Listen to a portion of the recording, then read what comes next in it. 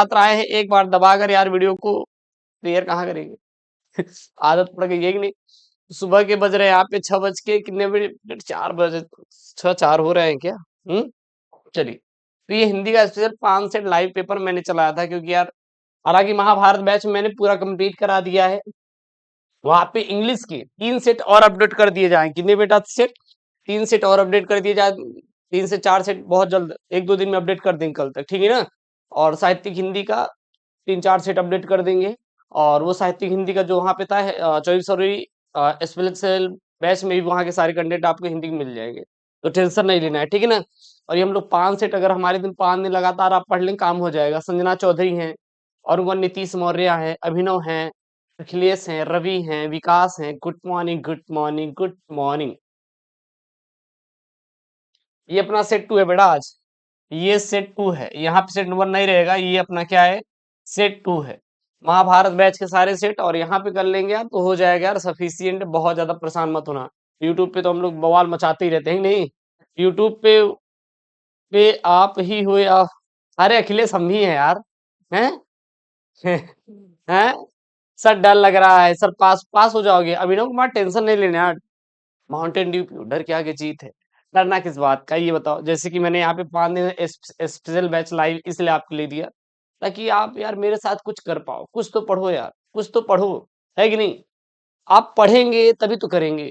जब तक पढ़ेंगे नहीं तब तक सर हम कुछ कर नहीं पाएंगे। तो ये सारा पढ़ लेना, यूट्यूब रिकॉर्डेड।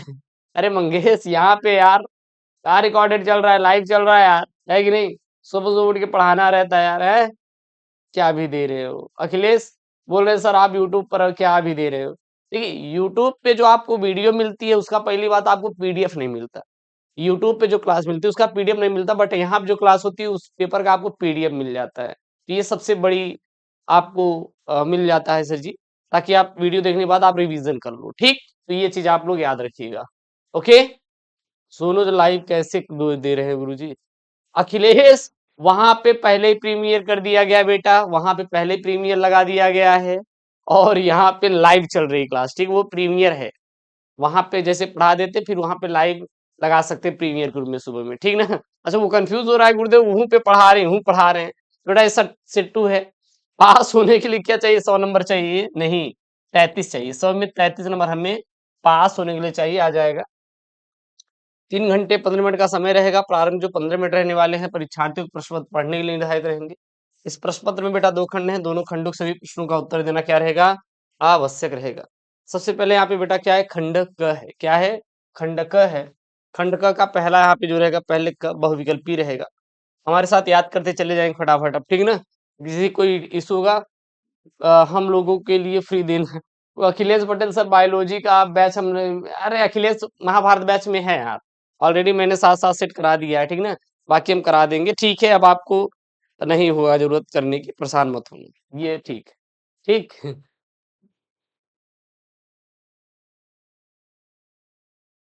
रवि जी वहां पे चलता रहता है दिन भर लाइव क्लास, ठीक है? कल्पलता निबंध के संग्रह के लेखक बेटा कौन है? हजारी प्रसाद द्विवेदी। हजारी प्रसाद द्विवेदी कल्पलता निबंध के बेटा क्या है? संग्रह है। प्रोफेसर सुंदर रेड्डी की बात करिए, भाषा और आधुनिकता क्या है? गुरुदेव लेखक है, ठीक। कन्हैयालाल मिश्र प्रभाकर की बाजे पायलिया के घुंघरू किस विधा की रचना है बेटा? यह एक ललित निबंध है। ये क्या है बेटा? ललित निबंध है। कन्हैयालाल मिश्र प्रभाकर की बाजे पायलिया के घुंघरू किस विधा की रचना है? तो याद कर लीजिए हमारे साथ, ललित निबंध है। कलमला निबंध के लेखक डॉक्टर हजारी प्रसाद द्विवेदी हैं। अब हम आपको यहाँ पे तरीका भी सिखाते जा रहे हैं। मान लीजिए पेपर में गुरुजी हमारे ऑब्जेक्टिव नहीं फंस रहे हैं, हमें याद नहीं थे, हमारे नहीं फंस रहे, तो हम क्या करेंगे बेटा? तुक्का ठोक देना। मैं तुक्का ठोक देना, मैं यहाँ पे बता रहा हूँ ना आप लोगों को, स्पेशल बैच में तुक्का ठोक देना, पूरा पूरा तुक्का ठोक देना। लेकिन आपको ये चीज याद रहे कि आपको क्वेश्चन नहीं छोड़ना, ठीक? आपको प्रश्नों को नहीं छोड़ना है। अगर आप पूरा करके आओगे बस फंसेगा, टेंशन ना लेना, पूरा आप करके आए। सर ये जो न्यू बैच चलेगा, ये 5 सेट बेटा है, इसमें अखिलेश 5 सेट आपको देंगे, ठीक? बाकी महाभारत बैच का भी इसमें सारा अपडेट कर देंगे, कंटेंट हिंदी का ओनली। निम्नलिखित में से कौन हजारी प्रसाद द्विवेदी का उपन्यास नहीं है? तो चारुचंद्र लेख बेटा इनका उपन्यास नहीं है, बट ये रचना है। अनाम दास का पोथा भी हजारी प्रसाद द्विवेदी का है, पुनर्नरवा। बट तट की खोज जो है यह उपन्यास नहीं है, यह उपन्यास नहीं। दिखिएगा हजारी प्रसाद द्विवेदी का कौन सा उपन्यास नहीं है? ये चारुचंद्र लेख उपन्यास है, अनाम दास का पोथा भी है, पूरा नरवाई यह उपन्यास है, पर तट की खोज यह एक उपन्यास नहीं है। यह एक उपन्यास नहीं है। यह एक उपन्यास नहीं है। अगला घ वाला प्रश्न है, निम्नलिखित में से मेरे विचार कृति के लेखक कौन है बेटे? प्रोफेसर सुंदर रेड्डी। मेरे विचार कृति के लेखक कौन है? प्रोफेसर जी सुंदर रेड्डी हैं। हाँ हाँ अखिलेश, बिल्कुल यार, बिल्कुल। अगला यहाँ पे निम्नलिखित में से हरिशंकर परसाई की रचना है। तब की बात और थी। तब की बात और थी जो बेटा है, ये हरिशंकर परसाई की रचना है। तब की बात और थी, ये किसकी है? हरिशंकर परसाई की रचनाओं में से एक है। हरिशंकर की रचनाओं में से क्या बेटा? एक है। ठीक। अगला है दूसरे का, हरिऔध जी का प्रिय प्रवास है बेटा। संयोग श्रृंगार पर आधारित महाकाव्य। हरिऔध जी का प्रिय प्रवास है बेटा। संयोग श्रृंगार पर आधारित महाकाव्य जी हो जो है, यह क्या है? हरिऔध जी का प्रिय प्रवास है। अगला यहाँ पे है आपका ख वाला, क्या है यहाँ पे? मैथिली शरणगुप्त रचना नहीं है बेटा। अनग भी है, इत्तिलम भी है, अप्रदक्षिणा भी है। यह मैथिली शरणगुप्त की रचना है, बट सिद्धराज मैथिली शरणगुप्त की रचना नहीं है। अगला है जयशंकर प्रसाद के महाकाव्य कामायनी में सर्वोच्च संख्या कितनी बेटा? 15 है। महाकाव्य है कामायनी, तो पेपर में खूब आता है। यह जयशंकर प्रसाद जी की रचना है, कामायनी है। ये क्या है? यह एक महाकाव्य है। इसमें सर्वोच्च संख्या कितनी बेटा? 15 है। ठीक। उसके बाद घ वाला प्रश्न है यहाँ पे, क्या है? रामधारी सिंह दिनकर को उनकी कृति उर्वशी पर पुरस्कार मिला था। कौन सा बेटा? ज्ञानपीठ पुरस्कार मिला था। जो रामधारी सिंह दिनकर थे, उनकी एक कृति थी उर्वशी, उनको अखिलेश जो महाभारत बैच ऑफ बायोलॉजी पढ़ लो, हो जाएगा। ठीक।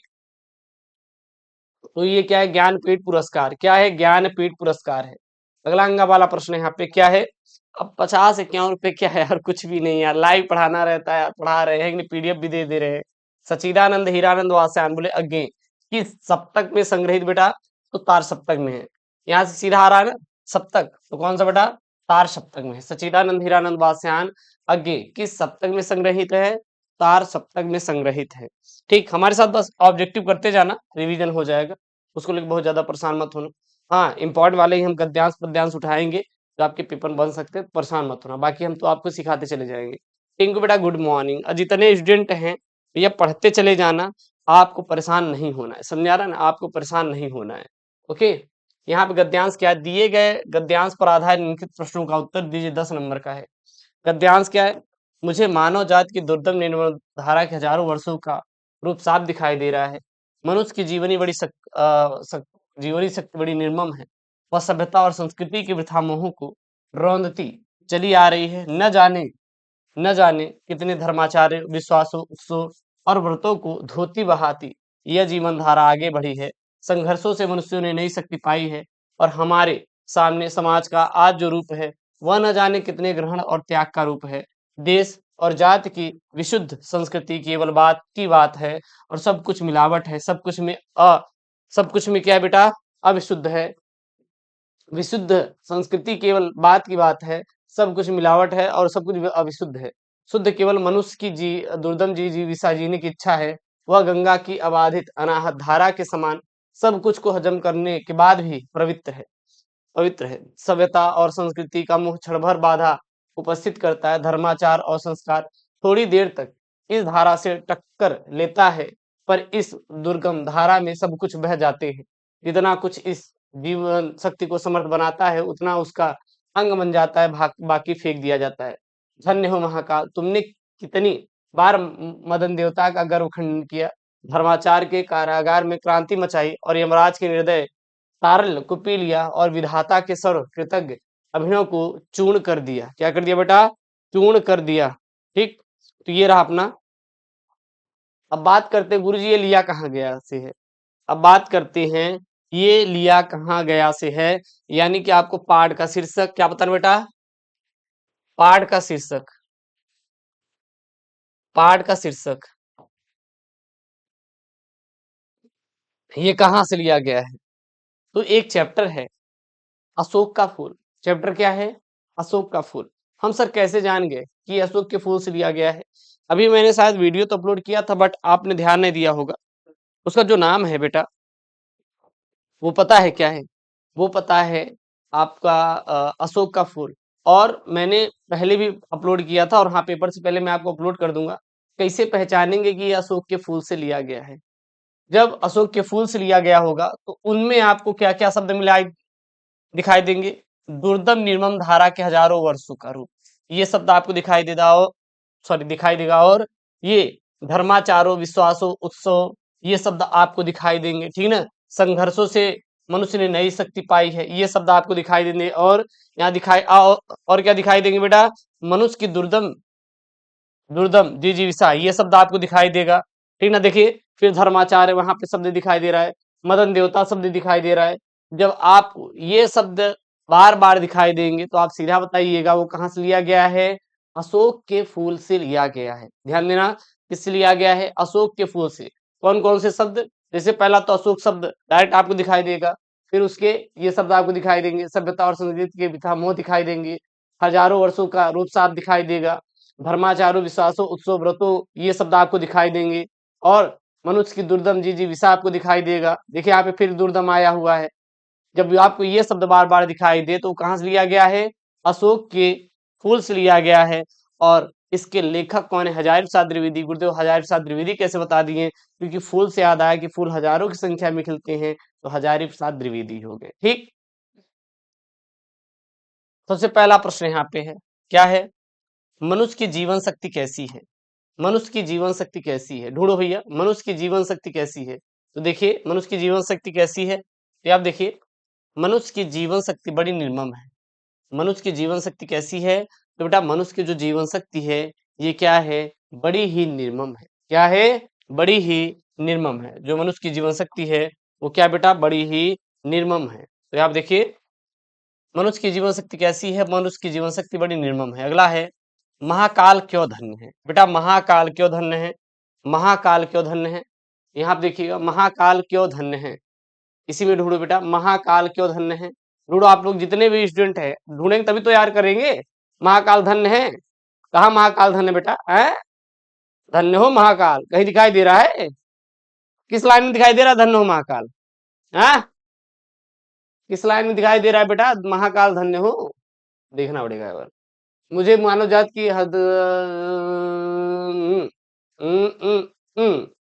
संघर्षों से मनुष्य ने नई शक्ति पाई है, हमारे समाज में जो आज फिर यहाँ पे क्या है? सब कुछ मिलावट, विशुद्ध और शुद्ध, अनाहत, सभ्यता, संस्कृति के उपस्थित, धर्माचार थोड़ा। हाँ, यहाँ पे बेटा, यहाँ पे देखिए महाकाल क्यों धन्य है? धन्य हो महाकाल। देखिए यहाँ पे है ना, धन्य हो महाकाल, तुमने कितनी बार मदन देवता का गर्व खंडन किया और धर्मराज के कारागार में क्रांति मचाई, ठीक। और यमराज के निर्दय तारल्य को पी लिया और विधाता के सर्व कृतित्व के अभिमान को क्या कर दिया बेटा?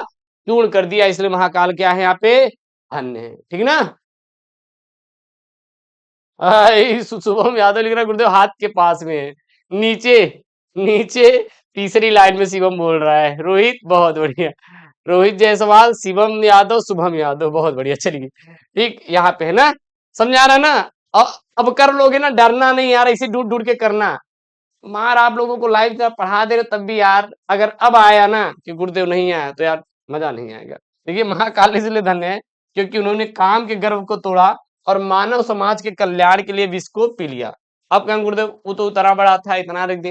अरे भैया ये हमने लिखा है, आप उसको ही पूरा उतार देंगे तो नंबर नहीं कटेगा। परेशान मत होना कि गुरुदेव नंबर कट जाएगा, नंबर नहीं कटेगा, ठीक। अगला है यहाँ पे अनाहत। अनाहत और कारागार का अर्थ क्या होता है बेटा? अनाहत का मतलब होता है जो घायल न हुआ उसे अनाहत कहते हैं। कारागार मतलब होता है जेल, जहां पे व्यक्ति को बंद किया जाता है, सबको पता होगा, तो अर्थ में बस वही लिखना है। उसके बाद यहाँ पे बेटा क्या है? रेखांकित अंश की व्याख्या कीजिए। रेखांकित अंश में क्या करना रहता है? ज्यादा कुछ नहीं करना रहता, आप चीजों को बढ़ा चढ़ा के लिख देना है बस। जैसे कहाँ से कहाँ तक, यहाँ से यहाँ तक क्या दिया है बेटा? रेखांकित अंश दिया है, आप सेम टू सेम छाप देना बिना किसी से पूछे। सेम टू सेम छाप देंगे, एग्जामिनर आपको 1 नंबर देगा। ध्यान देना, कितना देगा बेटा? 1 नंबर देगा, आपको 1 नंबर देगा। यदि आप इसी बात को बढ़ा चढ़ा के लिख कर आएंगे तो आपको एग्जामिनर चाचा 2 नंबर देगा। कितना देगा? 2 नंबर देगा। इस बात को ध्यान देना, इसीलिए इसमें बहुत ज्यादा दिमाग नहीं लगाना है, ठीक है ना, परेशान नहीं होना है। तो यहाँ आप क्या लिख देंगे? देखिए वही है, प्रस्तुत पंक्तियों में लेखक ने जीवन में प्राप्त नवीन शक्ति और उपलब्धियों में अथवा सभी प्रकार की वस्तु में मिलावट दिखाई देता है, सभी वस्तुएं अशुद्ध हैं। यदि कोई वस्तु शुद्ध प्रतीत होती है तो वह सिर्फ मानव द्वारा अपने जीने की प्रबल इच्छा है। अब तक गंगा जिसकी धारा निरंतर बिना किसी को घात पहुंचाए अपनी शांत धारा को से सभी को पवित्र करते हुए सदैव बहती रहती है। बस अगला यहाँ पे है, उपयुक्त गद्यांश के पाठ का शीर्षक और लेखक का नाम बताना है। मैंने आपको बता ही दिया, उपयुक्त गद्यांश अशोक के फूल पाठ से लिया गया है बेटा, जिसके लेखक कौन है, डॉक्टर हजारी प्रसाद द्विवेदी हैं। और आपको अलग से कुछ करने की जरूरत बिल्कुल भी नहीं है। ठीक, कोई दिक्कत यहाँ पे? सर जी इस सेट से 80 नंबर तक आ जाएगा क्या? तरुण गुप्ता जी, अगर आप ये पूरा तैयार किए हुए हैं जितना भी हम आपको दे रहे हैं, ठीक ना, पहली बात तो गद्यांश आप बेटा ढूंढ ढूंढ के कर लोगे जैसे मैं बता रहा हूँ, पद्यांश भी ऐसे ही कर लोगे, ठीक हो जाएगा।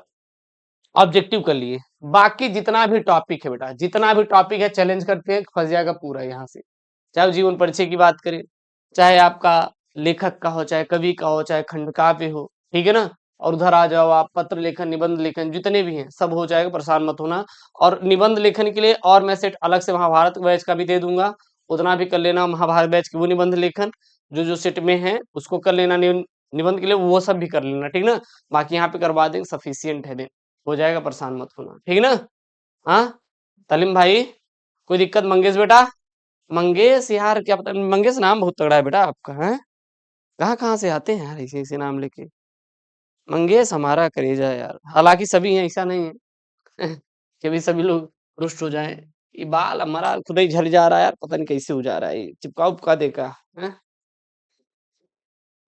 ए कुछ क्या सीएम लिख रहा है आपसे प्यार हो गया है गुरुजी, क्या पता ऐसे मतलब कुछ कुछ भी बेटा, तुम कभी कमेंट में लिख रहे हो हाँ? शिवम सिंह भी है, वो शिवम जायसवाल है, बड़ा नाम से शिवम यार। सर जी फिजिक्स केमिस्ट्री इंग्लिश बायो का कैसे करें? तो बेटा महाभारत बैच वहां पे दिए है ना, ये 24 और भी एकदम छपेगा कुछ भी यार लिखते रहते हैं, क्या है? चल बेटा पद्यांश है यहाँ पे क्या है, पद्यांश 10 नंबर का बेटा पद्यांश है, बहुत प्यारा प्यारा पद्यांश है, देखिएगा ना। रेजा है आप हमारे, देखिएगा आप लोग। इस धारा सा ही जग का क्रम, शाश्वत इस जीवन का उद्गम, शाश्वत अहगत शाश्वत संगम, शाश्वत नव का नीला विकास, शाश्वत शशि का रजत हास। रजत मतलब बेटा चांदी होता है, हास का मतलब होता है उस चांदी का बर्बाद होना, खराब होना, ठीक ना। शाश्वत लघु लहरों का विलास है जग जीवन के कर्णधार, चिर जन्म मरण के आर पार शाश्वत जीवन नौका विहार, मैं भूल गया अस्तित्व ज्ञान जीवन का यह शाश्वत प्रमाण, करता मुझको अमृत दान। अमृत दान सबसे पहले पहले यहाँ पे है पहला प्रश्न, देखिएगा करिएगा।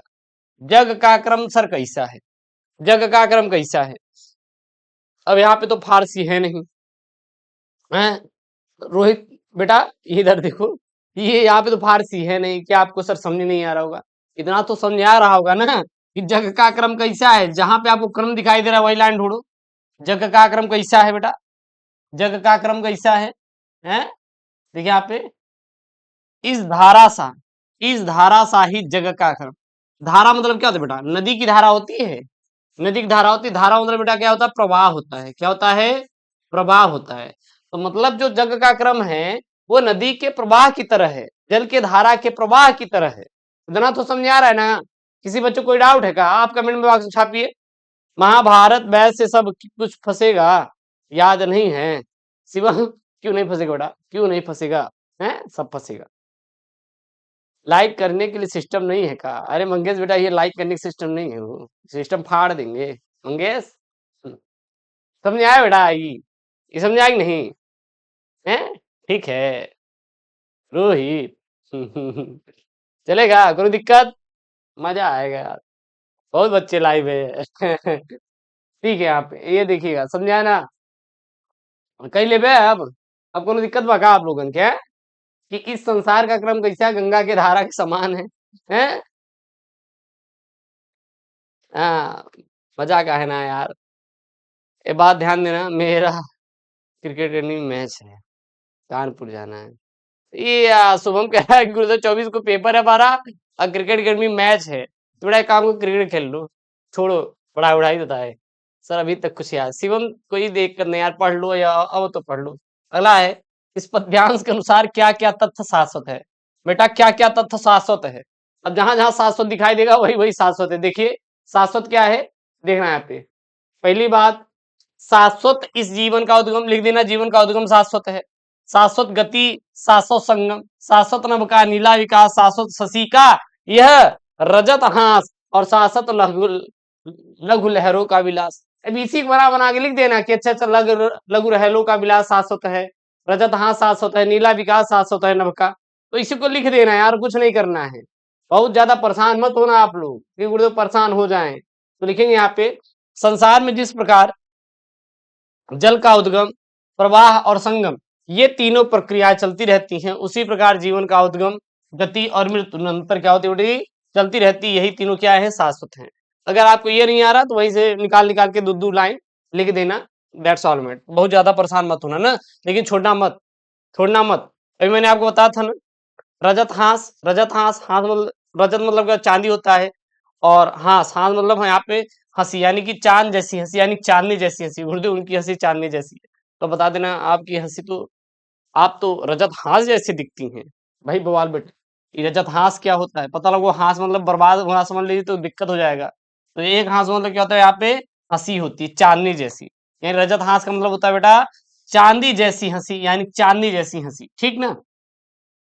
कर्णधार का अर्थ क्या होता है बेटा, जन्मधार दाता होता है, यानी पालन पोषण करने वाले को कर्णधार बोलते हैं। अगला यहाँ पे है, रेखांकित अंश की व्याख्या कीजिए। अब रेखांकित अंश कहां से कहां तक है, रेखांकित अंश कहां से कहां तक है, हैं? गुरु जी यहाँ पे इसी का आपको अर्थ लिखना है। हे जगजीवन के कर्णधार, चीर जन्म के मरण के आर पार शाश्वत जिन नौका विहार। यहाँ पे नौका विहार शब्द का वर्णन किया गया है, तो बेटा इसके शीर्षक कौन है, नौका विहार है। शिवम कह रहा है कि सर जी महाभारत वैसे पढ़ते हैं, अगर नहीं फंसा तो क्या करोगे। शिवम यार कोशिश तो यही किए कि पूरा दे दिए हैं, वहां पे मैंने 50-50 टॉपिक आपको अलग से भी लिखवाया, आपको याद होना चाहिए। उन टॉपिक को भी कवर कर लेना पेपर के साथ साथ, फिर देखना कैसे नहीं फंसेगा। वो जो मेरे 50 टॉपिक दिया ना बेटा, वो भी आप कवर कर लेना, उसके बाद कहना कि गुरुदेव फंसता है या नहीं। समझा ना, 50 टॉपिक दिया है ना, उसको भी आपको पढ़ना है बहुत ही पेपर के साथ साथ, ठीक।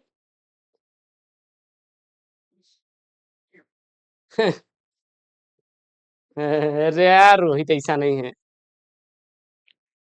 ठीक ना। चलिए, नौका विहार बेटा, क्योंकि आपको इसी में से ढूंढना है, कहीं बाहर से नहीं ढूंढना है, ये नौका विहार से लिया गया है। पहले इसको हम लोग कर लेते हैं, क्या करेंगे यहाँ पे, जब क्लास के बाद इसका पीडीएफ दे तो पढ़ लिया करो आप लोग, ठीक ना। संसार के कर्णधार ईश्वर, तुम जन्म मरण के परे हो, किंतु इस संसार के प्राणियों का जीवन रूपी नौका विहार तो निरंतर चलता रहता है, अर्थात जीवन का क्रम कभी विभंग नहीं होता। अगला है यहाँ पे, उपयुक्त पद्यांश के पाठ का शीर्षक और कवि का नाम लिखिए बेटा। तो पाठ का शीर्षक क्या है, नौका विहार है, उसके कवि कौन है बेटा, सुमित्रानंदन पंत है, सुमित्रानंदन पंत है। क्लियर है यहाँ तक, चलिए अगला यहाँ पे देखेंगे।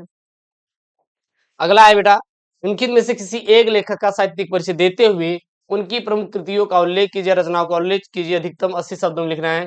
बेटा 3 लोग हैं, कौन कौन है यहाँ पे, डॉक्टर कन्हैयालाल मिश्र Prabhakar, doctor APJ Abdul Kalam, doctor Hazari Prasad Dwivedi. 3 लोग हैं, हमें यहाँ पे एक का करना है, हर सेट में एक एक करेंगे ना। तो हेडिंग डाल लीजिए डॉक्टर एपीजे अब्दुल कलाम, इनका करने वाले हैं। मिसाइल मैन के रूप में प्रसिद्ध, या मिसाइल मैन के रूप में भारतीय जनता समेत समस्त विश्व में लोकप्रिय या प्रसिद्ध भारत के पूर्व राष्ट्रपति डॉक्टर एपीजे अब्दुल कलाम का जन्म 15 अक्टूबर 1931 ईस्वी को धनुषकोडी गांव रामेश्वरम तमिलनाडु में एक निम्न वर्गीय परिवार में हुआ था। आर्थिक अभाव में पड़ रहे कलाम ने अपनी शिक्षा की राह की सारी मुश्किलों का सामना डट कर सामना किया और डीआरडीओ से जुड़कर तदंतर इसरो में मुख्य वैज्ञानिक के तौर पर भारत को परमाणु शक्ति के तौर पर विकसित किया। इतने महत्वपूर्ण पदों पर रहते हुए भी अपने प्रेरक प्रसंगों तथा वैज्ञानिक दृष्टिकोण को भावी पीढ़ी खासकर बच्चों से साझा करने का समय वे निकाल लिया करते थे। ऐसे ही 27 जुलाई 2015 ईस्वी को भारतीय प्रबंधन संस्थान शिलांग मेघालय में एक व्याख्यान के दौरान हृदयघात से उनकी क्या हो गई बेटा, मृत्यु हो गई। इनकी प्रमुख कृतियां नोट कर लीजिए, India 2020, a vision for new millennium, wings of fire and autobiography, ignite minds, analysing the power within Indian, आरोहण प्रमुख, स्वामी जी के साथ मेरा आध्यात्मिक सफर। कलाम की प्रेरणादायक कृतियां हैं। कलाम उच्च कोटि की वैज्ञानिक लोकप्रिय राष्ट्रपति, प्रेरणादायक व्यक्तित्व, मानवता के पुजारी तथा भारतीय युवाओं के हृदय के सम्राट थे। बस ठीक। उसके बाद बेटा कवि हैं यहाँ पे। कवि का 3 आएगा, अयोध्या सिंह उपाध्याय, हरि जयशंकर प्रसाद, महादेव वर्मा। यहाँ पे हम लोग अयोध्या सिंह उपाध्याय हरिऔध का लिए हैं। बोल रहे हैं ना 5 सेट में 5 पांठे दे देंगे, काम खत्म। तो चलिए क्या लिखेंगे इसमें या ये लिखिएगा, द्विवेदी युग के प्रतिनिधि साहित्यकार अयोध्या सिंह उपाध्याय हरिऔध का जन्म 15 अप्रैल सन 1865 में आजमगढ़ जिला उत्तर प्रदेश में हुआ था। फारसी माध्यम से शिक्षा की शुरुआत करने वाले उपाध्याय ने स्वाध्याय के बल पर ही हिंदी, अंग्रेजी, संस्कृत पर समान अधिकार प्राप्त किया और आजमगढ़ के मिडिल स्कूल में अध्यापक, कानून गो और काशी विश्वविद्यालय में अवैतनिक शिक्षक के पद पर कार्य किया और 6 मार्च 1947 ईस्वी में इनका क्या हो गया बेटा, देहावसान हो गया। प्रिय प्रवास, वैदेही वनवास, परिजात, चुपते चौपते, चोखे चौपते, रस खरलस, अध खिला फूल, ठेठ हिंदी का ठाठ, रुक्मणी प्रणय आदि इत्यादि इनकी क्या बेटा, प्रसिद्ध रचनाएं हैं। क्या है, प्रसिद्ध रचनाएं हैं। यहाँ तक किसी कोई डाउट है क्या? यहाँ तक किसी को डाउट? सर हिस्ट्री पढ़ा दीजिए। सालू बेटा महाभारत बैच में है वहां पे हिस्ट्री, ठीक ना? सालू बेटा हिस्ट्री जो है महाभारत बैच मैंने पढ़ाया है, वहां से लेकर पढ़ लेना।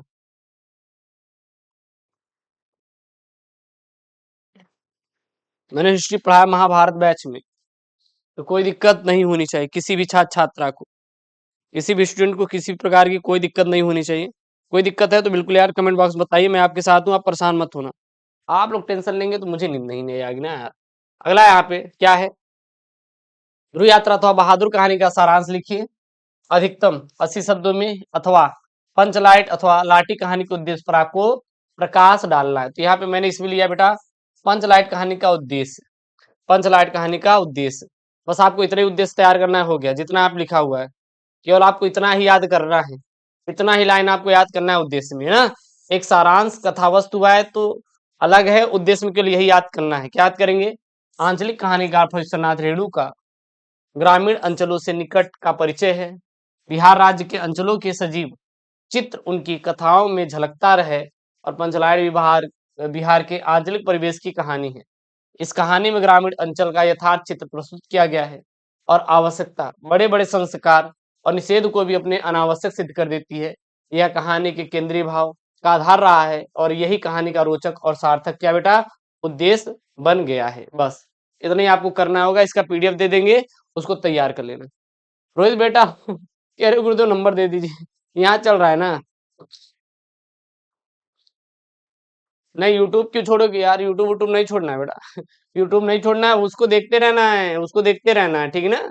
ये नहीं कि सब छोड़ के बैठ जाओ, पढ़ने से खराब हो जाएगा क्या कोई चीज, खाना थोड़ी ना है कि ज्यादा खा लेंगे तो तबीयत खराब हो जाएगी। टाइम है तो पढ़ते रहो, तोड़ते रहो, ठीक क्लासेस आती है उसको करते रहो। हम क्यों बोल रहे कि आप पढ़ना छोड़ दो भैया कहीं का भी, ये सब हम नहीं करते बेटा। जितना पढ़ोगे उतना ही आगे बढ़ोगे, पहली बात ना। तो पढ़ाई सर ऐसी होनी चाहिए, पढ़ते रहिए।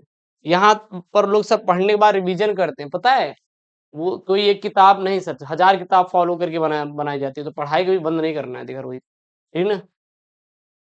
सालू टेंशन ना लो यार बेटा, कोई दिक्कत नहीं है यार, काहे टेंशन लोगे आप हैं एक भाई गुरुजी का नंबर कमेंट कर दिया अखिलेश।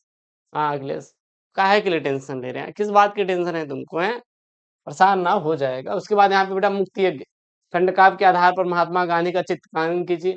ये सुपरिचित खंड काव्य है, मैं इसका यूट्यूब पे लाइव करवा दूंगा, 1 से 2 दिन में यूट्यूब पे लाइव करवा दूंगा, वहां से खंड काव्य पूरा तैयार कर लेना। हालांकि पीडीएफ आपको इसी में मिल जाएगा, एप्लीकेशन के अंदर खंड काव्य का मैं पीडीएफ अपडेट करवा दूंगा, पढ़ लेना ना। आरिफ खान बेटा,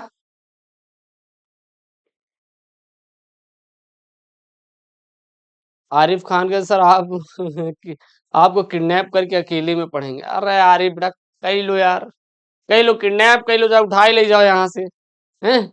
हम किडनैप होना चाहते हैं, आप लोग कई लोग किडनैप फिरौती डिमांड मत करना, पैसा वैसा नहीं बेटा, गरीब आदमी है, डरते हैं, समझा रहा है ना चलिए रुपेश, साहित्यिक परिचय नहीं देंगे सर जी, बेटा साहित्यिक परिचय ही है, वो कहा था, कहा था ए जी, चाहे जीवन परिचय लिख दो चाहे साहित्यिक परिचय लिख दो, परेशान मत हो, सब एक ही है। वहां पे एग्जाम में चाचा थोड़ी ना देखेगा कि आप साहित्यिक परिचय लिखे हो कि आप जीवन परिचय लिखे हो। अच्छा साहित्यिक परिचय जीवन परिचय में अंतर क्या है, जन्म मृत्यु उनके माता पिता का नाम, उनका एड्रेस जैसे लिखेंगे वो बेटा हो जाएगा जीवन परिचय। और लास्ट में जब ये सब लिख दिए, फारसी माध्यम से शिक्षा शुरुआत करने के बाद उपाध्याय ने स्वाध्याय के बल पर हिंदी अंग्रेजी फारसी समान चीजें जैसे लिखे, तो ये बेटा क्या हो गया, साहित्यिक परिचय हो गया। समझ आ रहा है ना, ये जो बीच में लिख देते हैं इनको हम बेटा साहित्यिक परिचय कह देते हैं। समझ आ रहा है, यहाँ तक किसी को कोई डाउट है क्या है? देखो रोहित कह रहा है गुरुजी ना करो। तो ये खंड का बेटा आपको कोई दिक्कत देगा क्या? एक बार जितने बच्चे कमेंट करके बता देंगे लाइव सेशन में, दिक्कत देगा? मैं यूट्यूब पे करवा दूं, कोई दिक्कत तो नहीं देगा ना, पीडीएफ आपको दे दे रहे हैं। लेकिन इसमें काम करना, एक को खंड काव्य तैयार करना, पहली बात सभी मत पढ़ना अपने जिले के अनुसार। जैसे मान लो मुक्ति एक पर बहुत सारे खंड काव्य रहेंगे, प्रथम चरण द्वितीय चरण ये वाला वो वाला, एक को तैयार कर लेना, वही जाके छाप देना आंख बंद करके, बहुत परेशान मत होना। समझ आ रहा है ना? सर जी मैं सहारनपुर से हूँ, कौन सा याद करिए? इनको अभी हम डाल देंगे बेटा, अपडेट करवा देंगे इसी को, ठीक। अरे नहीं बेटा, आरिफ खान, आरिफ खान ये बताओ तुम भाई लड़का हो या लड़की हो? हैं, कंफ्यूजन कर रहे हो यार रह रह के। लिखते हो कि करूंगी, फिर कहते हो करूंगा, हो क्या पहले हैं कुछ भी? ये आपके भाई का नाम है? शिवम बोल रहे हैं कि गुरुदेव नहीं, यही करा दीजिए। शिवम ठीक है बेटा, एक को करवा दे रहे हैं। शिवम की डिमांड है गुरुदेव इकट्ठो करवा दीजिए, यही करवा दीजिए।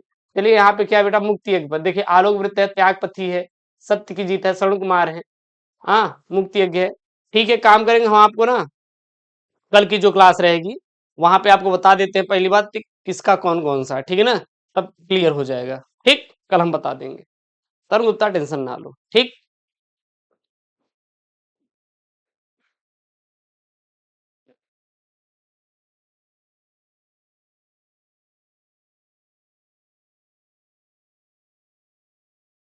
मंगेश मंगेश बेटा, तुमको बहुत पहले से पता रहता है। गुरु जी लड़की है।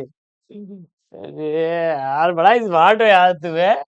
यहाँ पे क्या है, यहाँ पे कर लिखा है 50 नंबर का मंगेश। बेटा तुम दूर रहा करो इस चीज से, नहीं तो पकड़ के ना बजा देंगे तुमको है। अच्छा गाजीपुर से है गुरुदेव, कौन सा? बेटा कल बता देंगे। 51 रुपए लेकर पढ़ा दीजिए हिस्ट्री प्लीज सर जी। सालू वहां पे है यार, पढ़ाया गया हिस्ट्री यार, महाभारत मैथ में पढ़ाए हैं गुरुदेव 5 सेट का। देखिए आर्ट वालों का इस साल का जितना भी पेपर था सब हम लोग सॉल्व करा दिए हैं, ठीक।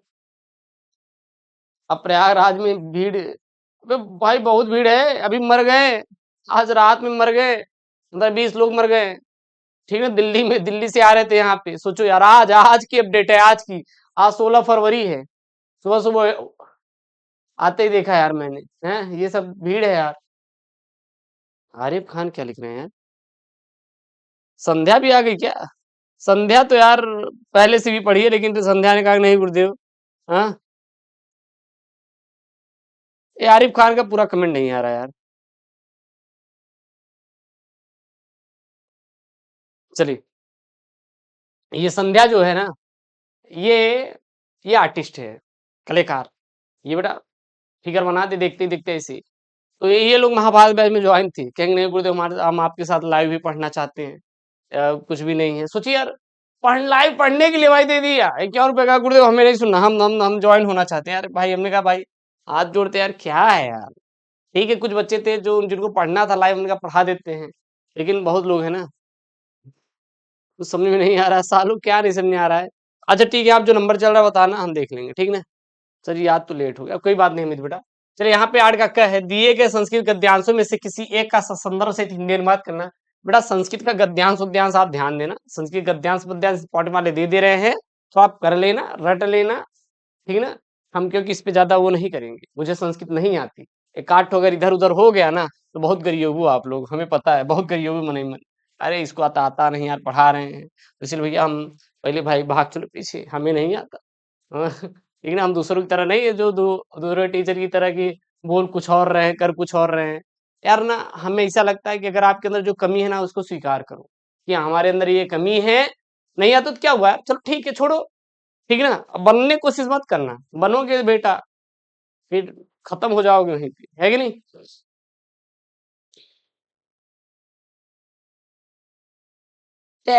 चलिए, निशु मौर्य गुड मॉर्निंग। चलिए यहाँ पे देखिएगा, धनुयम भारत देश यत्र समूल सती से लेकर कहाँ तक बेटा, भाषात तत्व विद्धि तक है। अब इसका सबसे पहले बेटा क्या लिखेंगे, संदर्भ।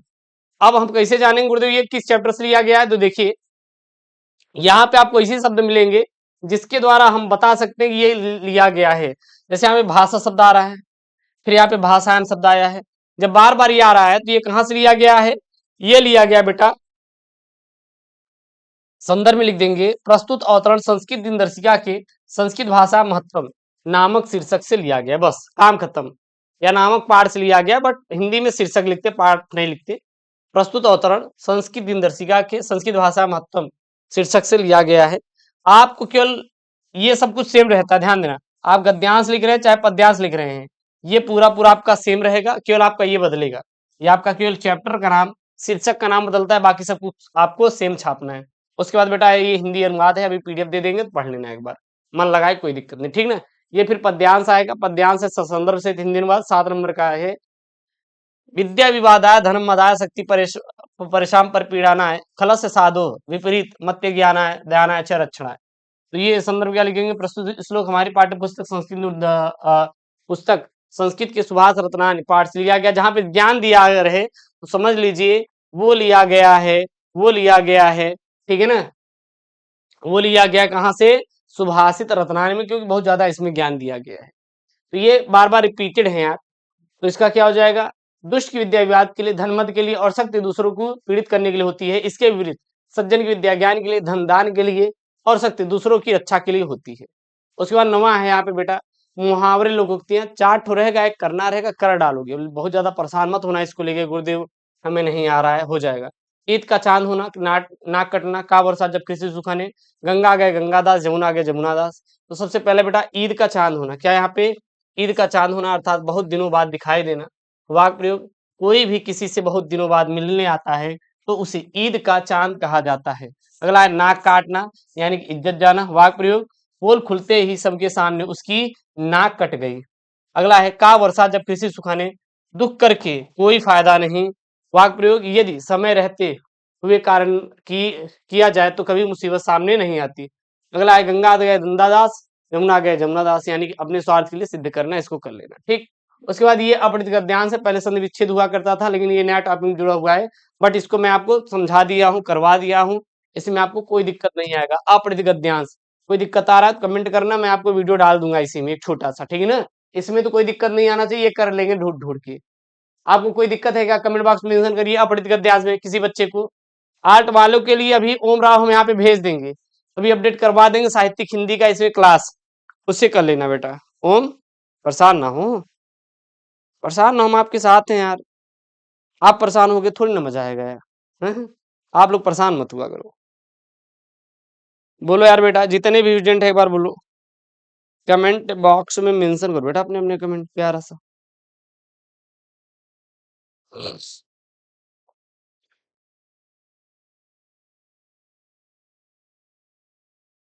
हम नम मेरे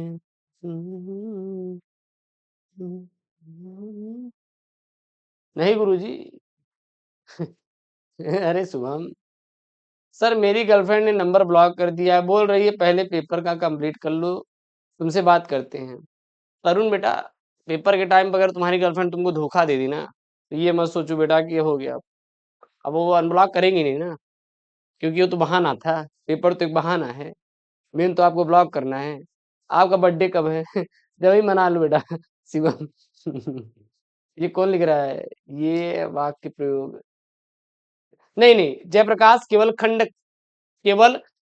का सभी आता है, खंड ख का संस्कृत का गद्यांश पद्यांश पत्र लेखन और निबंध लेखन आता है, ठीक। बाकी के ये सब संस्कृत वाले रहते हैं, उसमें साहित्यिक में अभी अपडेट दे पेपर देंगे तो वहां समझ आ जाएगा, ठीक ना।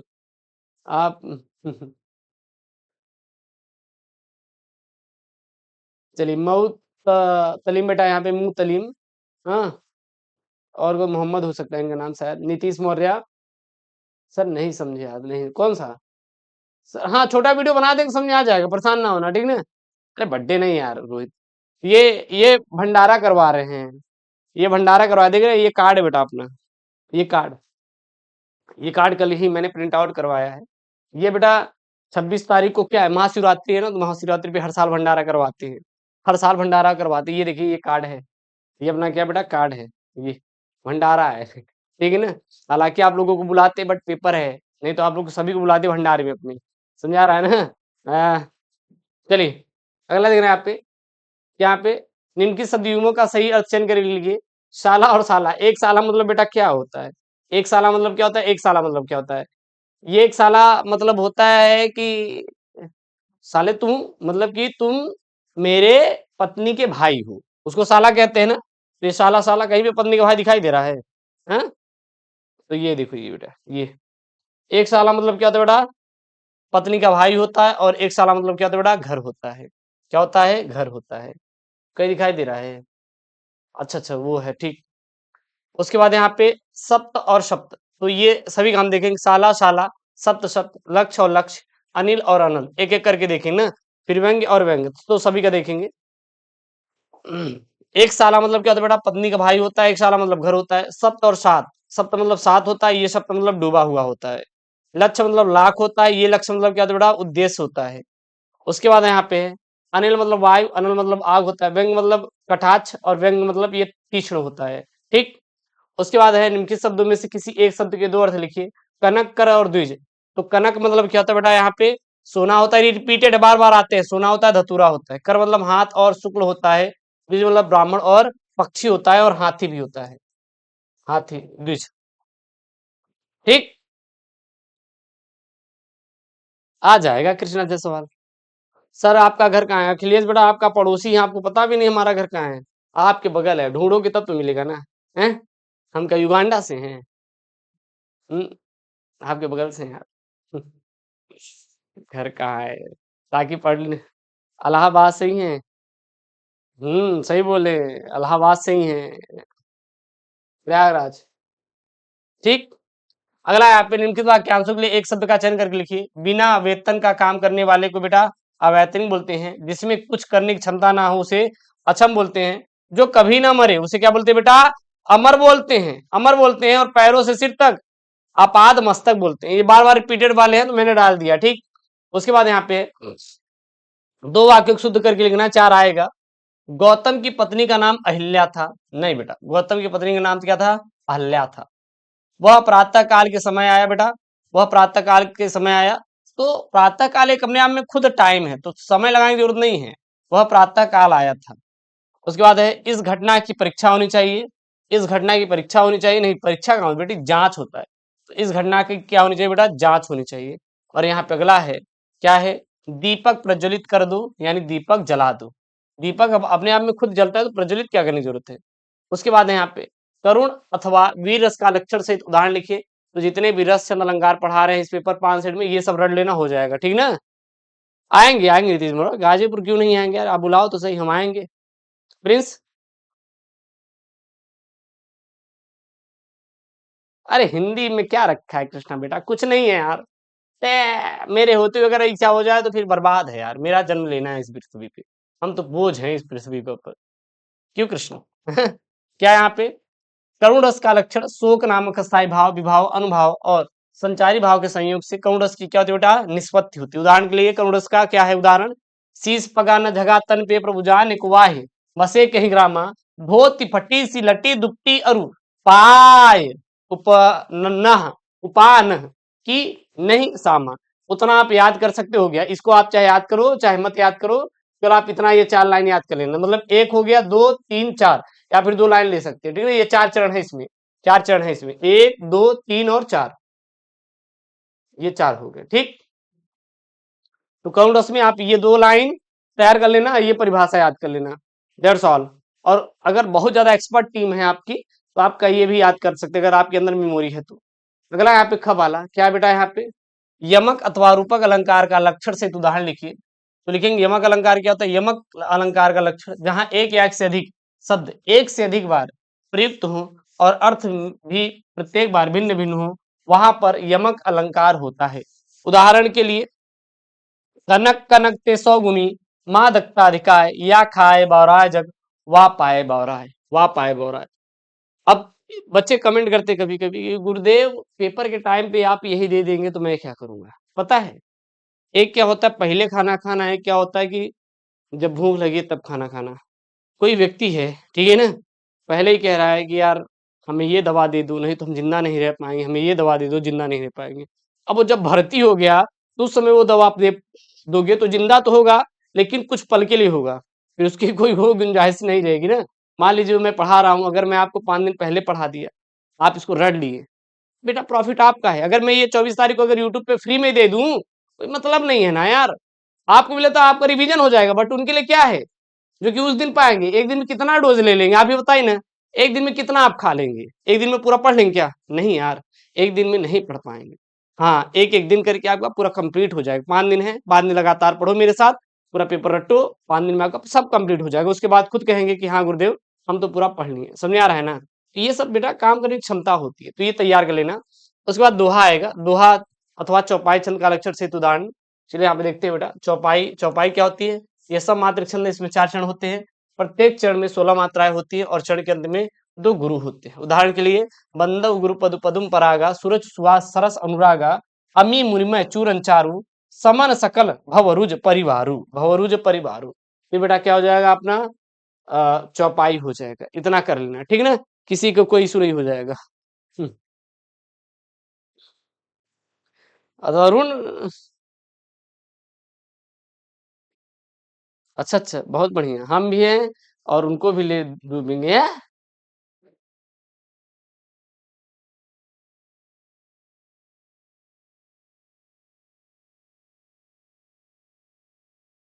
अच्छा अच्छा प्रिंस, बहुत अच्छा।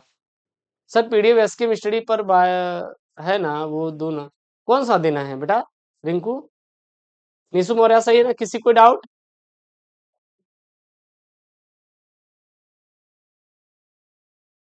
चलिए, अगला आप देखना, अगला पत्र लेखन है। क्या है यहाँ पे?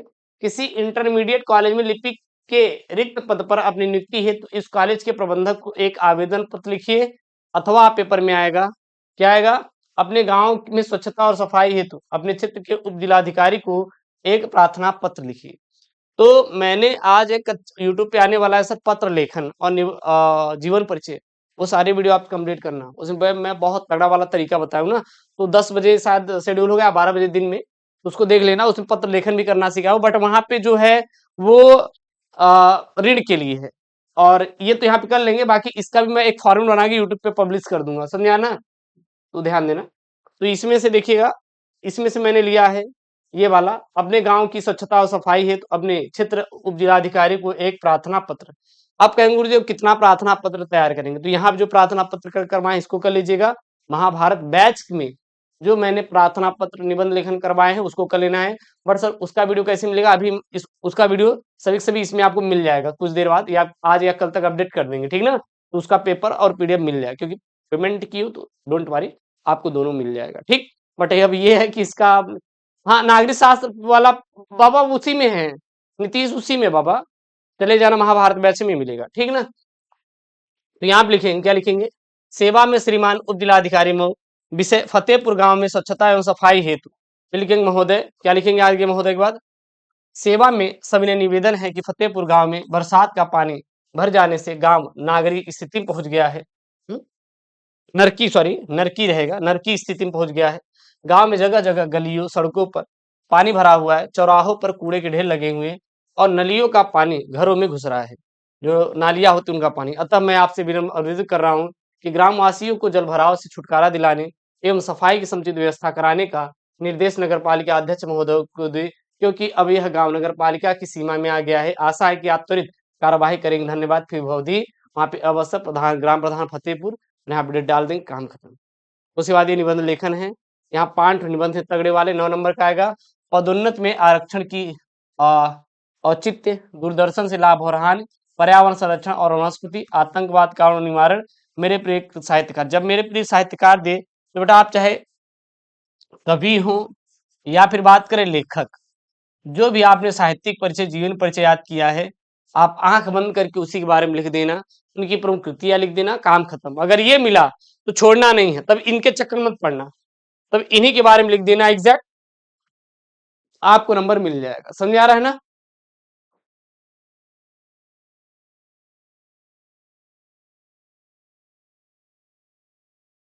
कृष्णा लेना चाहिए यार, यूट्यूब की क्लास ले लिया करो यार, वहां पे बहुत चीज सीखने को मिलती है, ठीक ना?